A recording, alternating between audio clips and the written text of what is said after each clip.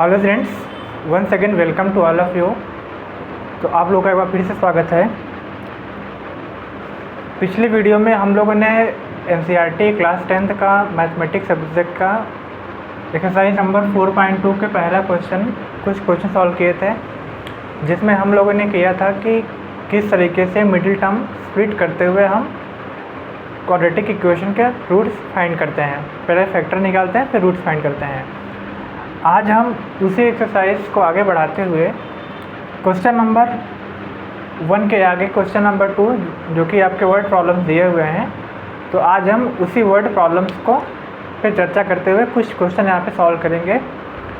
ठीक है, तो देखिए अब इसमें जो है आपका हम स्टार्ट करते हैं एनसीईआरटी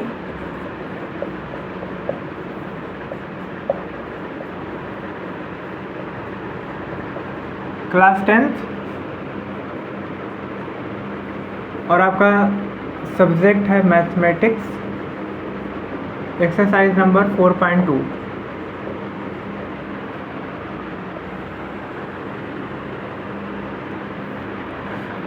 इसके हम प्रॉब्लम नंबर 3 करेंगे।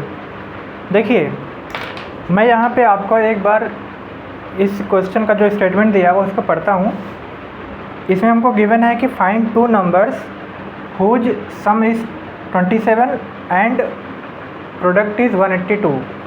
ठीक है, तो इसमें हमको दिया हुआ है कि ऐसे दो नंबर फाइंड करो जिसके सम हो 27 और जिसके प्रोडक्ट हो 182। ठीक है, तो हम इसमें क्या करते हैं, लेट करते हैं। लेट द नंबर्स आर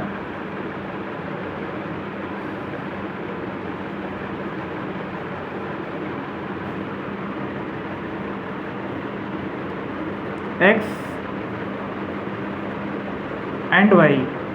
देखिए क्वाड्रेटिक इक्वेशन के वर्ड प्रॉब्लम को सॉल्व करने का सबसे सिंपल मेथड यही होता है, यानी स्टार्टिंग का जो स्टेप होता है, पहला स्टेप ये होता है कि हमसे जो भी चीज़ पूछा जाए उसी को हम लेट करते हैं। तो इसमें क्योंकि हमको पूछा था कि वो दो नंबर्स कौन होंगे, क्या होंगे, तो हमने उसी दो नंबर्स को लेट कर लिया है कि let the numbers are x and y, यानी x और y दो नंबर हो गया। अब हमको गिवन है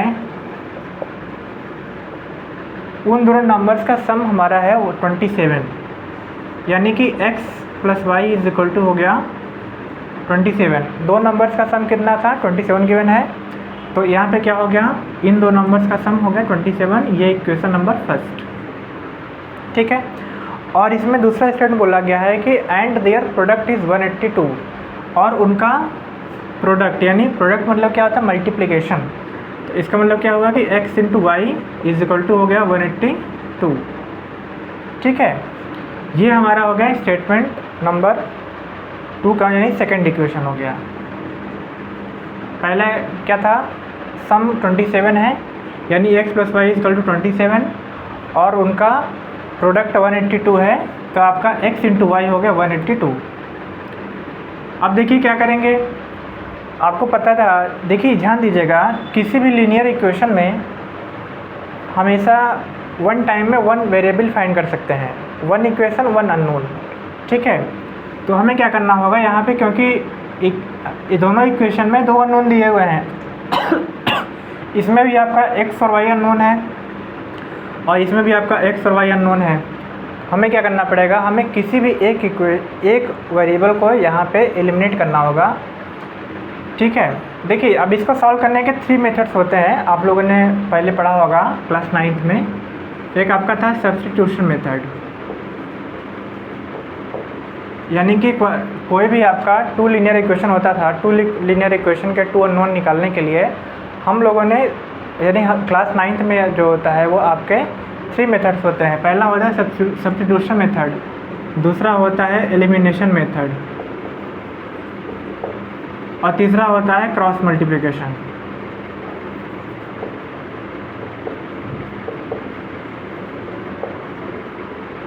तो सब्स्टिट्यूशन मेथड में क्या होता है कि इसमें जो रहता है, इसमें हम किसी भी एक वेरिएबल का वैल्यू दूसरे में पुट कर देते हैं, यानी दूसरे फॉर्म में कन्वर्ट कर देते हैं। दूसरा होता है एलिमिनेशन। एलिमिनेशन में क्या होता है कि हम किसी भी एक वेरिएबल को एक इक्वेशन बना करके उसको वहाँ से एलिमिनेट करने यानी हटा देते हैं। तीसरा होता है क्रॉस मल्टीप्लिकेशन। इसका आपका स्पेसिफिक एक मेथड होता है ये सॉल्व करने का। तो यहाँ पे 3 मेथड्स होते हैं। आप तीनों मेथड में से कोई भी एक मेथड आप लगा करके एक्स और वाई फाइंड कर सकते हैं यहाँ पे। तो चलिए हम पुट करते हैं, हम यहाँ से सब्स्टिट्यूशन मेथड सॉल्व करते हैं क्योंकि इससे सॉल्व करना थोड़ा इजी रहेगा। तो इसमें हम क्या करते हैं कि इस इक्वेशन से x का वैल्यू y में पुट कर देते हैं। ठीक है, तो अगर हम इसको देखेंगे तो यहाँ से हमारा हो जाएगा x equal to 27 minus y. First equation से हम क्या कर दिए, हम x को y के फॉर्म में फाइंड कर लिए और फिर क्या करेंगे, फिर इसी x का वैल्यू पुट कर देंगे इक्वेशन नंबर 2 में। तो यहाँ पे हम क्या करते हैं, put the value of x in equation number second. आप चलिए सेकेंड पुट करिए। तो यहाँ से आपका x इक्वल टू 27 है, 27 माइनस वाई है।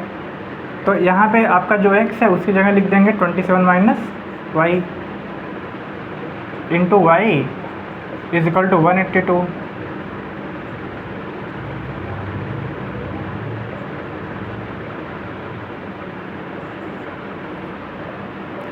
अब इसमें हम इंटू कर देंगे, ब्रैकेट ओपन करेंगे तो यहाँ हो जाएगा टक्का 27 y minus of y square is equal to 182। फिर हम इसको इस इक्वेशन के फॉर्म लिखेंगे, a x square plus b x plus c के फॉर्म में लिखेंगे। तो इसको हम लिख देंगे सीधे y square minus of 27 y plus of 182 is equal to 0। ठीक है, इसको उधर भेज देंगे और सबको फिर एक फॉर्म में कर देंगे कन्वर्ट। तो यहाँ पे आपका हो जाएगा वाई स्क्वायर, इधर जाएगा प्लस हो जाएगा, 27 प्लस का था उधर जाएगा माइनस हो जाएगा, और 182 प्लस का है तो प्लस ही रहेगा। तो यहाँ से हमारा ये बन गया हमारा quadratic equation a x square plus b x plus c के फॉर्म में।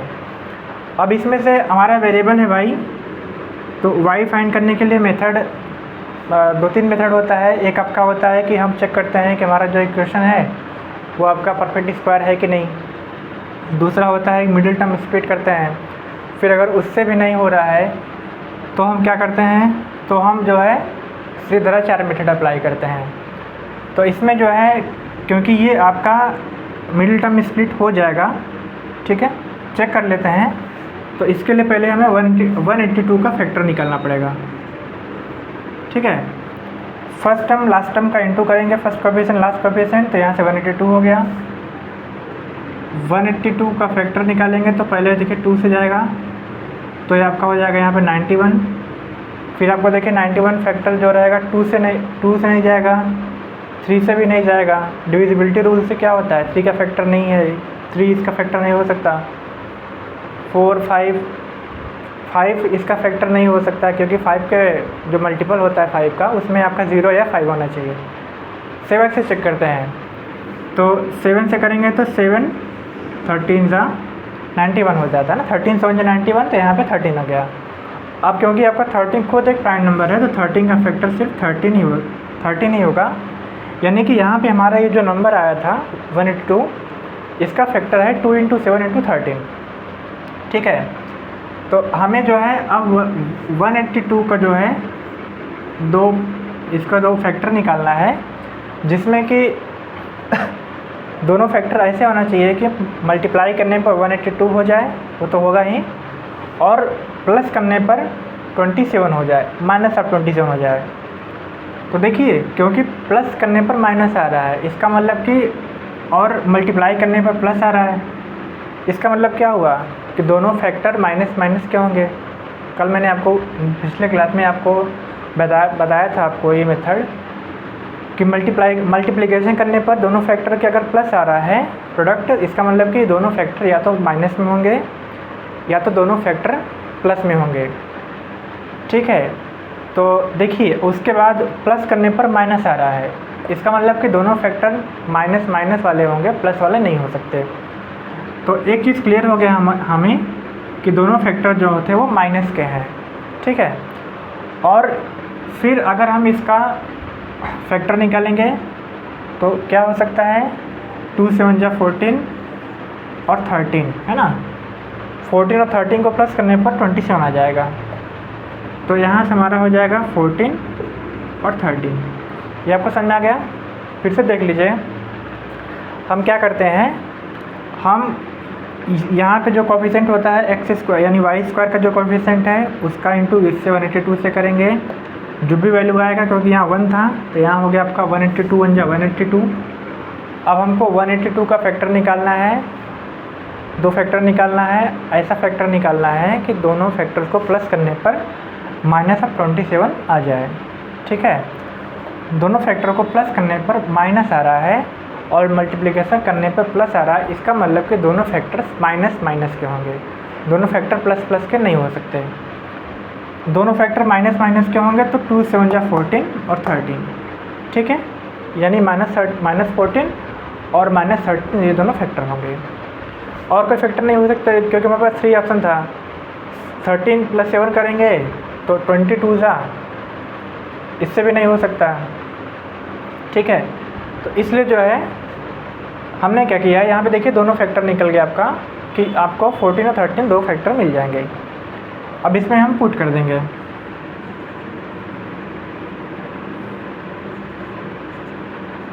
Y square -14y -13y + 182 = 0। ये हमने मिडिल टर्म को स्प्लिट कर दिया। तो मिडिल टर्म को स्प्लिट करने पर ये हमारा -14y -13y हो गया। फिर इसमें कॉमन था, इसमें कॉमन था।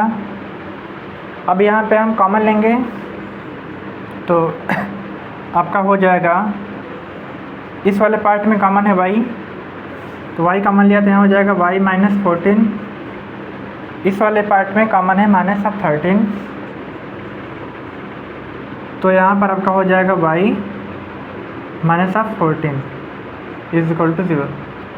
देखिए हमें कॉमन ऐसा लेना है, ध्यान दीजिएगा, इन दोनों पार्ट में कॉमन ऐसा लेना होता है कि ब्रैकेट में जो वैल्यू आ जाए वो दोनों सेम आ जाए, क्योंकि अगले स्टेप में अब इसको भी कॉमन लेना होता है। तो यहाँ पे हमने कॉमन ले लिया y -14। ठीक है, हमने क्या कॉमन ले लिया, y -14 कॉमन ले लिया। तो y -14 कॉमन लिया तो यहाँ बचा सिर्फ y, यहाँ बचा -13 = 0। तो आपका दो फैक्टर्स मिल गए हमारा, एक हो गया हमारा y -14, एक हो गया हमारा y -13। ठीक, अब देखिए अब क्या करते हैं, दोनों फैक्टर्स को मल्टीप्लिकेशन करने पर, मल्टीप्लाई करने पर वैल्यू 0 आना चाहिए।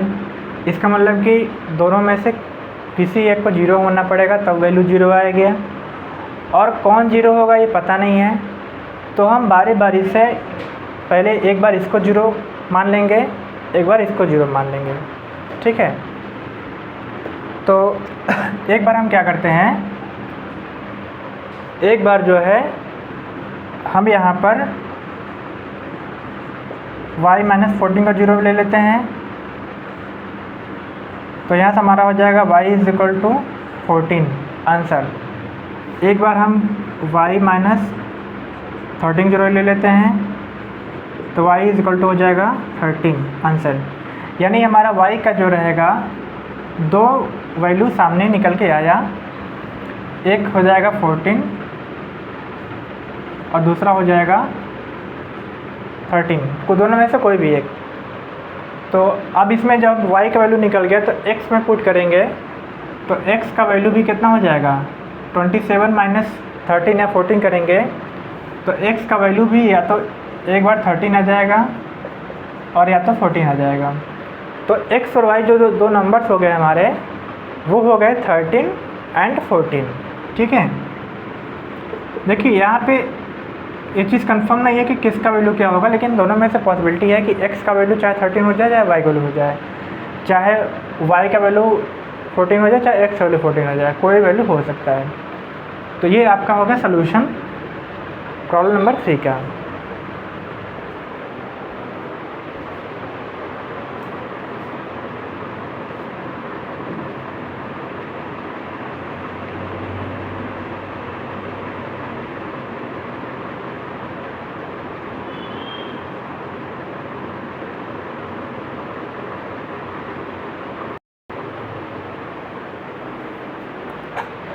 ओके, सो स्टूडेंट्स यहाँ पे हम चलते हैं क्वेश्चन नंबर 4 करते हैं। देखिए इसमें क्या दिया हुआ है, इसमें आपको बोल रहा है find the two consecutive numbers whose find the two consecutive positive integer. अब यहाँ पे बोला गया है कि दो कॉन्जिक्यूटिव पॉजिटिव इंटीजर हमको गिवन है और फाइंड करना है, ये हमको फाइंड करना है। तो पहले हम समझना पड़ेगा कि आपका इंटीजर क्या होता है। देखिए इंटीजर जो रहता है उसको हम बोलते हैं ऐसा नंबर जो अपने आप में क्या हो, कंप्लीट हो, जिसमें यानी ऐसा नंबर जिसमें वैल्यू जो रहेगा वो पॉइंट में नहीं रहेगा, डेसिमल में नहीं रहेगा, ठीक है, पॉइंट के बाद कोई नंबर नहीं रहेगा। जैसे हम बात करते हैं 1 2 3 4 ब्ला ब्ला ब्ला, ये हो गया, इसमें 0 भी आता है और इसके पहले माइनस का 1 हो गया, माइनस का 2 हो गया, माइनस का 3, यानी ऐसा नंबर माइनस में प्लस में दोनों बात कर रहे हैं, माइनस प्लस 0 सब होता है। बस ये ध्यान देना होगा आपको कि उस नंबर में पॉइंट में नंबर नहीं होता है, ठीक है, हमेशा नंबर कंप्लीट होता है अपने आप में। तो इसमें बोला गया है कि दो कॉन्सेक्यूटिव पॉजिटिव इंटीजर फाइंड करना है and whose sum of squares, जिनके स्क्वायर्स का सम कितना है 365 गिवन है, ठीक है। तो पहले हम लेट कर लेंगे, let the two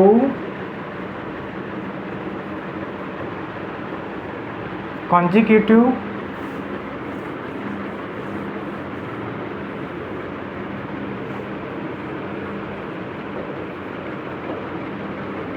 positive integers are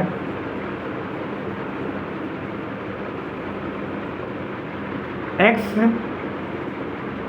and देखिए अब यहाँ बोला गया कॉन्जिक्यूटिव मतलब क्या हो गया कि एक के बाद एक, एक के बाद एक, ठीक है, तो उनके बीच में कोई गैप नहीं। तो इसमें जो रहेगा दो पॉजिटिव कॉन्जिक्यूटिव इंटीजर को हमने लेट कर दिया है x एंड x+1, ठीक है, x और x+1, क्योंकि कॉन्जिक्यूटिव नंबर बीच में कोई गैप नहीं होता है। जैसे 1 के बाद 2 आ गया, 2 के बाद 3 आ गया, 3 के बाद 4 आ गया, ऐसे ही उनके बीच में गैप सिर्फ एक का होता है। तो यहाँ पे अपना दो नंबर लेट कर लिया है पॉजिटिव इंटीजर में, एक x हो गया, एक x+1 हो गया। अब देखिए अब आप कहेंगे सर इसको आप x और x-1 भी ले सकते हैं, क्योंकि मैंने क्या बताया कि कॉन्जिक्यूटिव नंबर जो होता है वो एक दूसरे के बाद होता है, ठीक है, उसमें कोई नंबर गैप नहीं होता है, ठीक है। और दूसरी बात इसमें प्लस माइनस दोनों हो सकता है, तो चाहे आगे से लीजिए चाहे पीछे से लीजिए बात एक ही होगा। तो हमने यहाँ पे जो लेट किया ये लेट किया है x और x+1, आप x और x-1 भी लेके कर सकते हैं। उसके बाद अब बोला गया है कि इन नंबर्स के स्क्वायर्स का सम जो है वो 365 है गिवन। तो यहीं से हमारा बन जाएगा इक्वेशन, यानी इन दो नंबर्स के स्क्वायर्स का x का हो गया x² और x+1 का हो गया x+1 का होल स्क्वायर, और इन दोनों का सम मतलब एडिशन, ये हो गया हमारा 365। ऐसा आपके क्वेश्चन में प्रॉब्लम में गिवन है। तो यही से हमारा बन गया इक्वेशन। अब इसको हम कर लेंगे सॉल्व कर लेंगे, सॉल्व करने का मतलब कि x का वैल्यू फाइंड कर लेंगे तो हमारा आंसर आ जाएगा। अब उसके लिए हमें क्या करना पड़ेगा, इसको हम स्टेप बाय स्टेप चलते हैं सॉल्व करने की ओर। तो पहले क्या करना होता है, पहले हम जो भी हमारा वैल्यू दिया रहता है, जो भी इक्वेशन दिया रहता है, उसको हम quadratic equation ax² + bx + c = 0 के फॉर्म में कन्वर्ट करते हैं। तो इसको अब जरा हम सॉल्व करेंगे, x² + x+1 का होल स्क्वायर हमारा हो जाएगा। यहाँ पे अप्लाई कर दिए फॉर्मूला a + b का होल स्क्वायर अप्लाई कर दीजिए। तो a + b का होल स्क्वायर फॉर्मूला आपको पता है a² + b² + 2ab, तो x² + 1² + 2 × x × 1 = 365। देखिए यहाँ पे हम जो है बहुत बेसिक से करते हैं, मतलब ऐसा नहीं कि आपको मैंने मान लिया कि हाँ चीज़ आपको आता होगा। यहाँ पर अगर कोई भी चीज़ सामने मैथ्स की कॉन्सेप्ट आ जाएगी, भले ही वो आपके लोअर क्लास की हो, तो मैं आपको एक बार से उसको रिकॉल कर दूँगा, ठीक है। तो अब चलो इसको सॉल्व करते हैं। तो यहाँ पे हमारा x square plus x square हो जाएगा 2x स्क्वायर प्लस 1 स्क्वायर का वैल्यू होता है 1 और 2 इंटू एक्स इंटू 1 का हो जाएगा 2x इज इक्वल टू 365।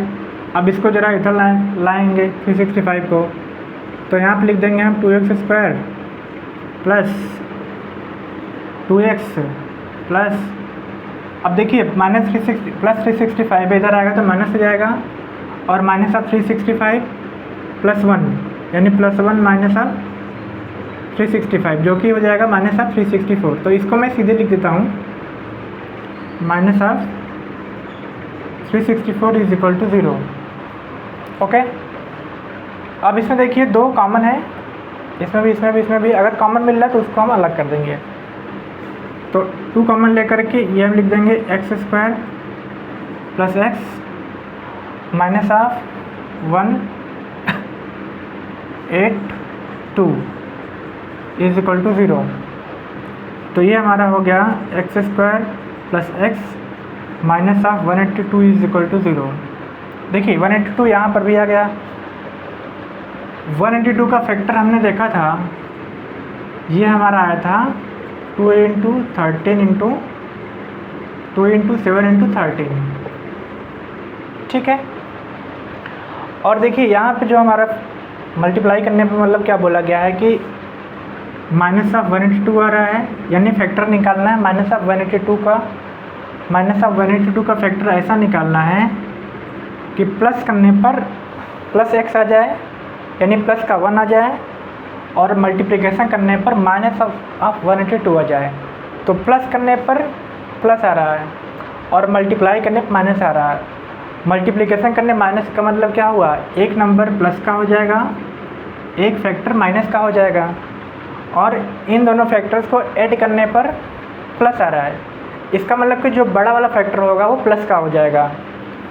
तो यहाँ से देखा जाए बड़ा वाला फैक्टर तो 2 7 14, बड़ा फैक्टर प्लस 14 और छोटा माइनस में हो जाएगा minus of 13।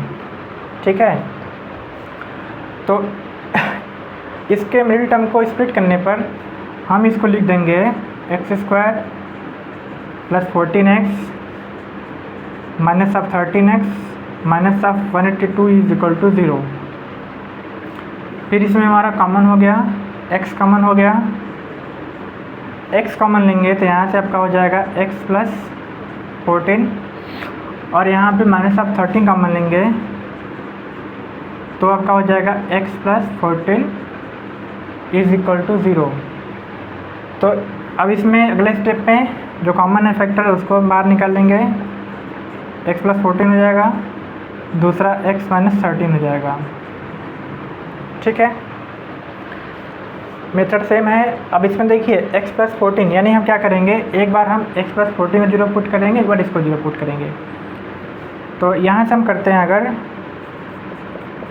x plus 14 is equal to 0 तो x इज इक्वल टू हो जाएगा माइनस का 14। ये पॉसिबल नहीं है क्योंकि नंबर हमेशा आपके बोला गया है कि पॉजिटिव इंटीजर, तो इंटीजर पॉजिटिव होना चाहिए। यहाँ पे इंटीजर आपका नेगेटिव में आ रहा है, माइनस में आ रहा है, तो इसका मतलब कि x का वैल्यू माइनस ऑफ 14 नहीं आ सकता। तो यहाँ पे ये चीज़ आपका कैंसिल हो गया। फिर इसमें देखा जाए अगला हमारा है factor x minus of 13 is equal to 0। तो x इज इक्वल टू 13, ये फैक्टर आ सकता है क्योंकि ये हमारा पॉजिटिव नंबर आ गया। तो जाहिर सी बात है हमारा x का वैल्यू 13 हो गया और x प्लस 1 14 हो गया, ये हमारा आंसर हो गया। ठीक है, तो हमारा जो आंसर आ गया 2 कॉन्जिक्यूटिव पॉजिटिव इंटीजर का वो हो गया हमारा 13 एंड 14, ये आपका हो गया सलूशन।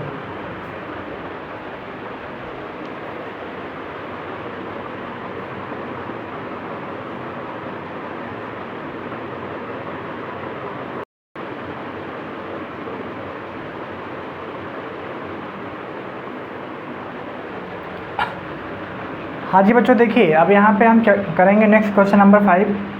तो इसमें बोला गया है कि altitude of a right triangle is 7 centimetre less than it's base. इसमें आपका गिवन है कि कोई एक राइट एंगल ट्रायंगल है आपका। राइट एंगल ट्रायंगल यानी क्या होता है, जिसमें कोई भी एंगल 90 डिग्री हो सकता है, हो सकता है नहीं। तो राइट एंगल ट्रायंगल में बोला गया है कि इसके जो एल्टीट्यूड गिवन है वो इसके बेस से 7 सेंटीमीटर लेस है, छोटा है। तो जाहिर सी बात है, आपको पता होगा राइट एंगल ट्रायंगल में 90 डिग्री के सामने का जो साइड होता है उसको हम बोल देते हैं हाइपोटेन्यूस, और फिर परपेंडिकुलर और बेस, इन दोनों में से कोई भी एक ले लेते हैं। तो इसमें जो है आपका गिवन है कि इसमें जो आपका एल्टीट्यूड है नहीं परपेंडिकुलर, तो परपेंडिकुलर जो है वो बेस से कितना है, 7 सेंटीमीटर लेस है ना। तो बेस को मान लेते हैं x, ठीक है। मतलब हमेशा देखिए इसको लेट करना होगा, लेट तो किसी को भी कर सकते हैं वैसे, लेकिन जो चीज़ छोटा होता है उसको लेट करना आसान होता है। छोटे से लेट करते चलेंगे और बड़े को उसी छोटे के फॉर्म में कन्वर्ट कर लेंगे। तो मान लेंगे कि हमारा जो बेस है वो हमारा है x है ना, base of right angle triangle. Let करने लिखेंगे, let base of right angle triangle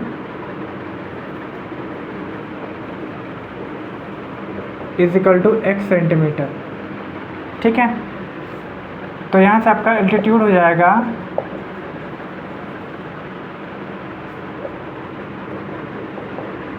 x minus 7,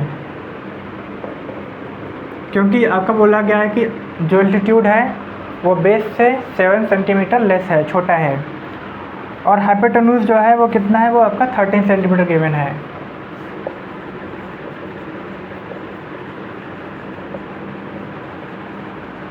ये हमको गिवन था। और बोला गया है then find the other 2 sides, यानी हमको निकालना है बेस और एल्टीट्यूड, इन दोनों का वैल्यू निकालना है, ठीक है। तो करते हैं। देखिए राइट एंगल ट्रायंगल में जहाँ पर भी हाइपोटेन्यूज पे परपेंडिकुलर बात आती है, वहाँ पे आपको बहुत ही फेमस एक कॉन्सेप्ट अप्लाई करना होता है, थ्योरम, जिसको हम पढ़ते हैं पाइथागोरस थ्योरम, है ना। तो अकॉर्डिंग टू पाइथागोरस थ्योरम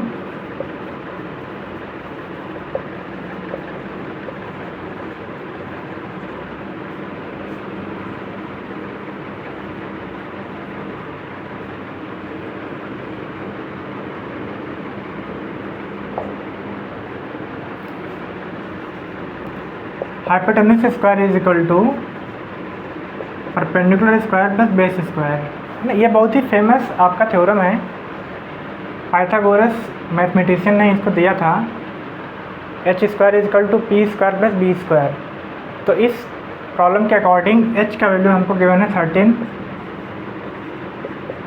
और p हमारा गिवन है परपेंडिकुलर, इसको हमने लिया है x माइनस 7,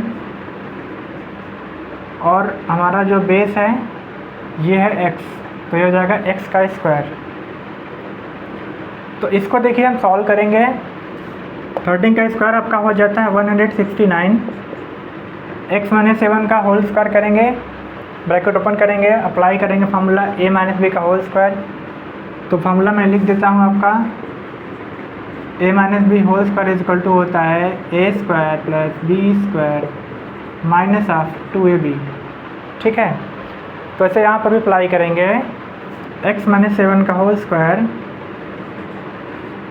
तो a स्क्वायर यानी x square plus b square यानी 7 का स्क्वायर, और माइनस ऑफ 2ab यानी minus of 2 into x into 7 plus हो जाएगा x का स्क्वायर।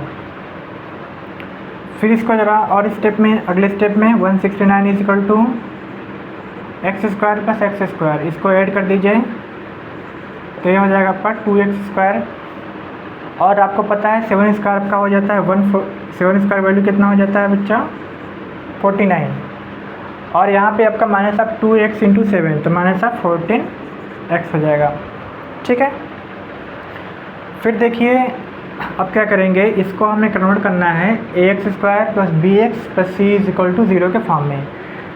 तो क्या करेंगे हम 169 को उधर भेज देते हैं, तो इसको हम लिख देंगे, पहले हम लिखेंगे 2x² माइनस ऑफ 14x और आपका ये plus of 49 minus of 169 is equal to 0। तो देखिए इसको ज़रा सॉल्व करेंगे, मतलब इसमें 49 माइनस 169 करेंगे तो प्लस माइनस माइनस हो जाएगा। तो इसको मैं डायरेक्टली लिख देता हूँ। तो यहाँ सबका हो जाएगा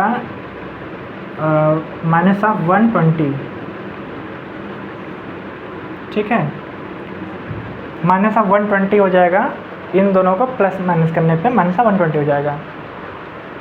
फिर देखिए कॉमन है, इसमें भी 2 है, इसमें भी 2 है, इसमें भी 2 कॉमन ले है, तो हम कॉमन ले सकते हैं।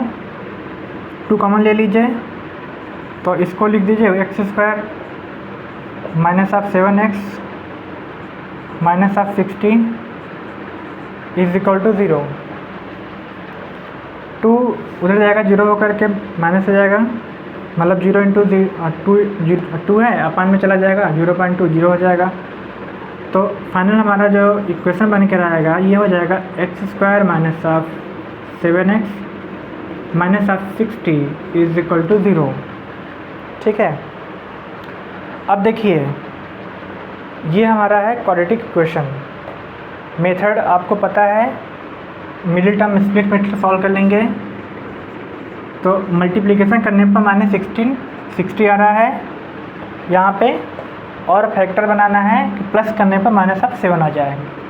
तो मल्टीप्लिकेशन करने पे माइनस आ रहा है और प्लस करने पर माइनस आ रहा है, इसका मतलब ये होगा कि दोनों फैक्टर अलग अलग हैं, यानी एक माइनस का है एक प्लस का है, और माइनस आ रहा है मतलब कि बड़ा वाला माइनस का है, छोटा वाला प्लस का है। 60 का जो फैक्टर निकालते हैं ये हमारा हो जाता है 2 इंटू 3 इंटू 5, ठीक है। 7 का डिफरेंस आना चाहिए फैक्टर में, तो यहाँ पर हम ले लेंगे फैक्टर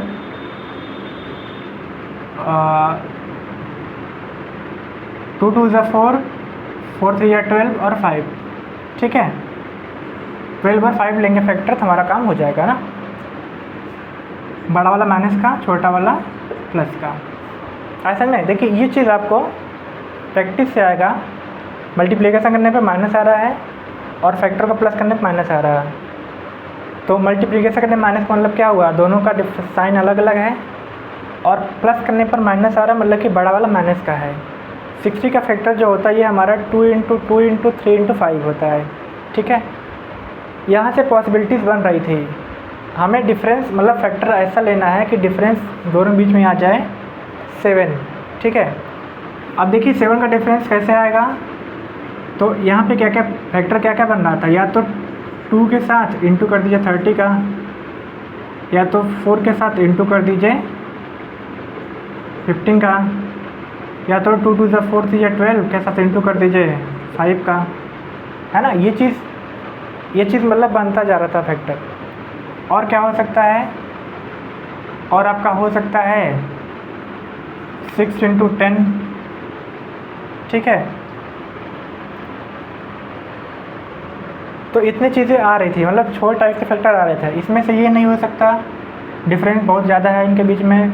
15 4 में डिफरेंस 11 का है नहीं, 12 और 5 में डिफरेंस 7 का था। तो यहाँ से इसका मतलब क्या हुआ कि फैक्टर जो रहेंगे वो हमारा -12 और 5 आ गया, ठीक है। तो यहाँ से जो फैक्टर आ गया ये x² minus of 7x minus 60 को स्प्लिट कर देंगे, तो x² minus of 12x plus 5x minus of 60 is equal to 0 आ रहा है, ठीक है। फिर इसमें पेयर बना के कॉमन लेंगे, तो पहले में कॉमन हो गया x, यहाँ पर हो गया आपका x माइनस 12, दूसरे में कॉमन हो गया, दूसरे में आपका कॉमन हो जाएगा प्लस का 5 x minus 12 is equal to 0, ठीक है। अब देखिए x माइनस 12 दोनों में कॉमन है, बाहर निकाल लीजिए, फिर आपका बच जाएगा x plus 5 is equal to 0। तो दो फैक्टर मिल गए, एक हमारा मिल गया x माइनस 12, एक हमारा हो गया x प्लस 5। इस वाले से निकालेंगे तो x का वैल्यू हो जाएगा 12, जो कि आ सकता है। इससे निकालेंगे तो x का वैल्यू -5, ये कि नहीं आ सकता, क्योंकि माइनस में कभी भी ट्रायंगल का लेंथ जो होता है वो माइनस में नहीं होगा ना, लेंथ हमेशा पॉजिटिव वैल्यू होती है, तो इसलिए माइनस नहीं हो सकता, तो ये वाला नहीं होगा। x का वैल्यू 12 आएगा क्योंकि प्लस में वैल्यू लिया जाएगा। अब इसका मतलब क्या हुआ कि हमारा जो बेस हो गया ये हमारा हो गया 12 सेंटीमीटर, तो बेस हमारा हो गया 12 सेंटीमीटर। फिर हम बात करेंगे एल्टीट्यूड, तो एल्टीट्यूड हमारा हो गया 12 माइनस, क्योंकि x माइनस 7 है तो 12 माइनस 7 यानी हो जाएगा 5 सेंटीमीटर, और हमारा हाइपोटेन्यूज गिवन है, तो ये हमारा हो गया आंसर। यानी कि इस क्वेश्चन का बेस हो गया हमारा 12 सेंटीमीटर और एंगल और आपका एल्टीट्यूड हो गया 5 सेंटीमीटर। ठीक है, आई होप आपको समझ आया होगा। आपको जो भी प्रॉब्लम लगा करे सॉल्यूशन में नहीं समझ में आता होगा, उसका कमेंट सेक्शन में बताएंगे कि इस तरह की चीज़ें मुझे नहीं समझ में आती है, या फिर आपको और अच्छे समझाए, या फिर कुछ और चीज़ें, तो उसमें मैं इम्प्रूवमेंट करने की कोशिश करूँगा। ठीक है, तो सभी लोगों से मेरा अनुरोध है कि आप जो है वीडियो को देखा करिए, क्लासेस को देखिए, सॉल्यूशन समझ में आएगा आपको, और फिर इस वीडियो को अपने दोस्तों के साथ और भी जितने स्टूडेंट आपके साथ कनेक्टेड हैं उन तक पहुंचाइए, उनको भी फ़ायदा होगा और आपको भी बहुत से बेनिफिट देखने को मिलेंगे।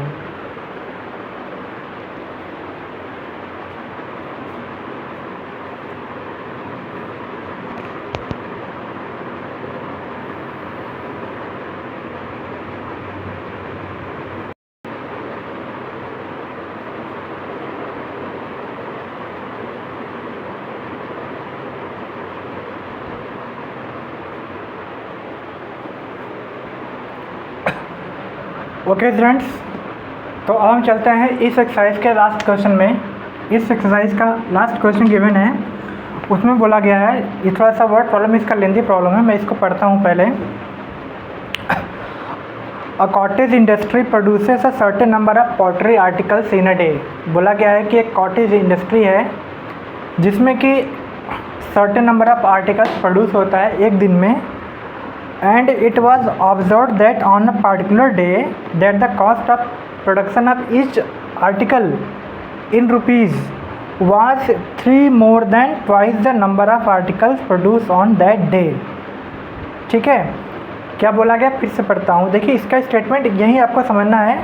बोला गया है कि it was observed that on a particular day the cost of production of each article, यानी कि किसी एक दिन एक आर्टिकल के प्रोड्यूस करने का जो कॉस्ट ऑफ प्रोडक्शन है वो कितना है, वो 3 more than twice the number of articles produce on that day, यानी उस दिन जितना आर्टिकल प्रोड्यूस हुआ था उसके ट्वाइस से 3 मोर देन है ना। देखिए आर्टिकल्स प्रोड्यूस करेगा, जैसे कोई कॉटेज इंडस्ट्री है, उसमें मान लो कि आर्टिकल्स प्रोड्यूस हो रहा है, एक साथ बहुत से आर्टिकल प्रोड्यूस हो रहे हैं, एक्स प्रोड्यूस हो रहा है ना, और एक आर्टिकल को बनाने का प्रोड्यूस करने में जो प्राइस लगा है, जो कॉस्ट लगा है, वो बोला गया है कि जितने नंबर ऑफ आर्टिकल प्रोड्यूस किए गए हैं उसके ट्वाइस यानी 2 टाइम 2x से 3 ज़्यादा है एक का कॉस्ट। तो टोटल कॉस्ट कितना हो जाएगा, x से हो जाएगा इन 2। आई समझ में? तो यहाँ पे मैंने इसका एक स्टेटमेंट आपको शायद समझ में आ गया होगा। तो वही चीज़ बोला गया है कि टोटल कॉस्ट ऑफ प्रोडक्शन बोला गया वो 90 था। टोटल कॉस्ट ऑफ प्रोडक्शन कितना था, 90 था, है ना, 90 गिवन है टोटल कॉस्ट ऑफ प्रोडक्शन। तो अब यहाँ से बोला गया है कि हमें फाइंड कर दो नंबर ऑफ आर्टिकल्स प्रोड्यूस कितना किया गया है और हर एक आर्टिकल के प्रोड्यूस करने की कॉस्ट कितना है। ठीक है, 2 चीज़ पूछ रहा है, एक पूछ रहा है कि नंबर ऑफ आर्टिकल कितना प्रोड्यूस किया गया है x, दूसरा पूछा गया है कि एक आर्टिकल को प्रोड्यूस करने का कॉस्ट कितना आ रहा है, 2x + 3। ठीक है, तो हम x का वैल्यू निकाल लेंगे तो हमको 2x + 3 का वैल्यू फाइंड हो जाएगा। तो चलिए हम करते हैं, पहले x का वैल्यू निकालते हैं। ये हमारा हो गया इक्वेशन। देखिए ये पूरा कॉस्ट ऑफ प्रोडक्शन हो गया, क्योंकि बोला गया है, अब मैं फिर से एक बार बता देता हूँ कि मान लो कि फैक्ट्री में जो है एक दिन में प्रोड्यूस होता है एक्स आर्टिकल्स, है ना, एक दिन में प्रोड्यूस होता है एक्स आर्टिकल्स, है ना। और बोला गया है कि एक आर्टिकल के प्रोड्यूस करने के जो प्राइस है, जो कीमत है, वो जितने नंबर ऑफ आर्टिकल हैं उसके ट्वाइस से 3 मोर देन है। तो 2x हो गया प्लस 3, और इसका जो टोटल कॉस्ट ऑफ प्रोडक्शन है वो 90 रुपीज़ है। तो एक आर्टिकल का प्रोड्यूस करने का कॉस्ट 2x प्लस 3 हो गया, और नंबर ऑफ आर्टिकल प्रोड्यूस किया गया है x, दोनों का इंटू कर देंगे तो टोटल प्राइस आ जाएगा। ठीक है, इसका सॉल्व कर लेते हैं हम। तो यहाँ हो जाएगा हमारा 2x square plus 3x is equal to 90, 2x square plus 3x minus of 90 is equal to 0। Factor निकालेंगे तो 2 इंटू 90 करेंगे, माइनस ऑफ 180 आ रहा है, इसका फैक्टर निकालना है, प्लस करने पर प्लस आ जाए, मल्टीप्लाई करने माइनस आ रहा है, मतलब कि एक फैक्टर प्लस का है, एक फैक्टर माइनस का है, बड़ा वाला प्लस का हो जाएगा। तो 180 का जो फैक्टर आएगा ये आपका आ जाएगा 15 एंड 12। ठीक है, अब इसको पुट कर देंगे इसमें, तो ये हमारा हो जाएगा 2x square plus 15x minus of 12x minus of 90 is equal to 0। Common है, इसमें कॉमन आपका x हो गया, तो ये हो जाएगा 2x प्लस 15, इसमें कॉमन आपका हो जाएगा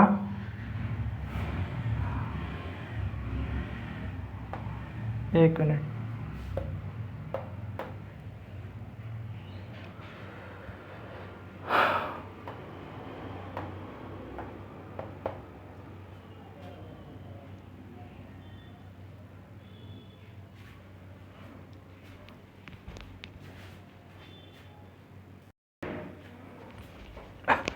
हाँ बच्चों, इसमें कॉमन हो गया आपका 6।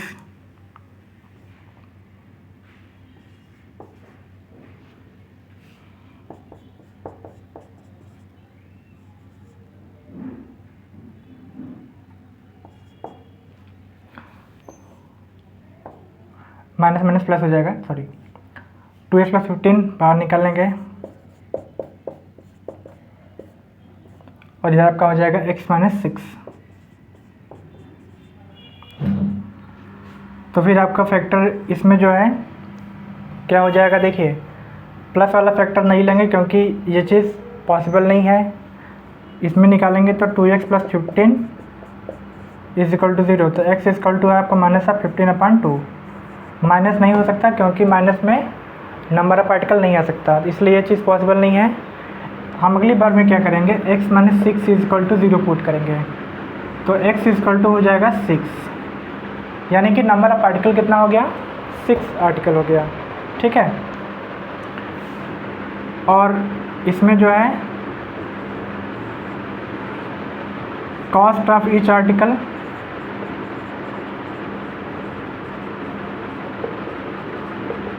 ये आपका है 2x प्लस 3, तो 2 इंटू 6 प्लस का 3, 12 प्लस 3